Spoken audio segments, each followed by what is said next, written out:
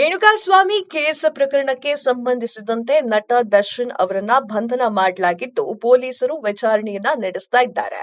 ಈ ಪ್ರಕರಣಕ್ಕೆ ಸಂಬಂಧಿಸಿದಂತೆ ಚಾಲೆಂಜಿಂಗ್ ಸ್ಟಾರ್ ದರ್ಶನ್ ಮೊದಲ ಪ್ರತಿಕ್ರಿಯೆಯನ್ನ ನೀಡಿದ್ದಾರೆ.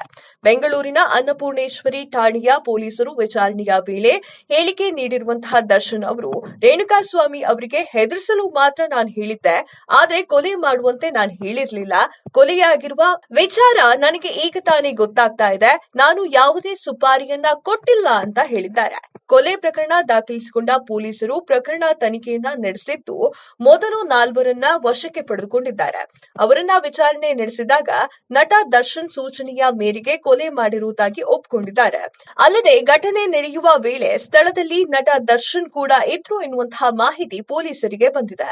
ಈ ಕೊಲೆ ಪ್ರಕರಣದಲ್ಲಿ ನಟ ದರ್ಶನ್ ಸೇರಿದಂತೆ 10 ಜನರನ್ನ ವಿಜಯನಗರದ ಎಸಿಪಿ ಚಂದನ್ ತಂಡ ಬಂಧಿಸಿದೆ.